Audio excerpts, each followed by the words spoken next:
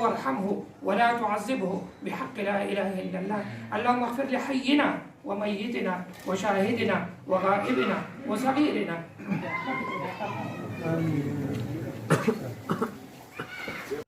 په 1913 کې په 1914 کې دلته کوم چې نو بنیاد خښو چې څنګه اسلامي کالج بنیاد کې خودو دلته موږ سره ګورنمنت میډل سکول بنیاد خښو. دا دواړه چې دي نو یو همزولي دي، نن هغه هایر سیکنډري سکول دی او ستاسو اسلامي کالج چې دی نو هغه ټول ملک روښانه کړی دی. د صاحبزاده عبدالکریم خان دا کومه کورنۍ چې ده زه دوی له امداد ورکوم چې تر اوسه پورې نه صرف د هغه افکار د هغه خدمات ژوندي ساتي، بلکې تاسو ته هم چې نو بلنه راکوي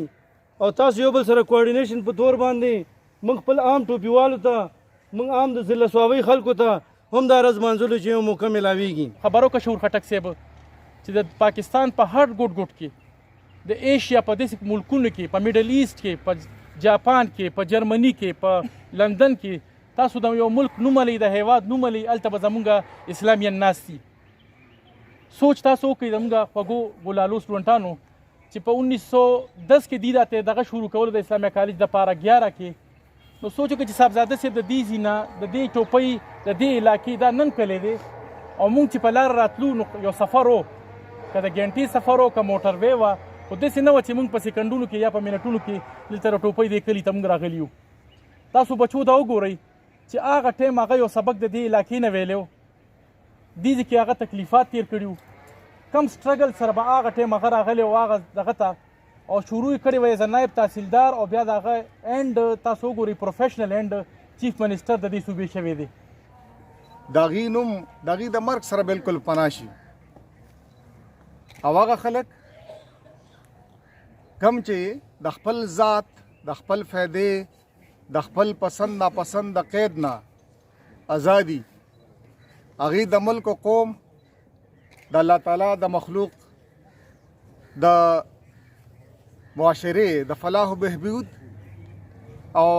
د خلکو د خدمت جذبه لري، څه د فلاح و بهبود سوچ لري، نو د هغې نوم همیشه د تاریخ په صفحو کې داسې ځلنده وي لکه ستوري. هغې خلک هیروي نه، هغې همیشه ژوندي وي. صاحبزاده صاحب یقیني په هغې څو خلکو کې دی د چا کارنامې د چا نه پټې نه دي، د هغې تعلیمي کارنامې، د هغې سیاسي سوچ او شعور او د دې خلکو د پرمختګ دپاره چې هغه څه کړي، کومې هلې ځلې کوم کارنامې د هغې دي د چا نه پټې نه دي، هغه به چې د څو پورې اسلامي کالجي او د دنیا آبادی انشاءالله د هغه یاد، د هغه خدمات هغه به همیشه را روان نسلونو ته یادیږي.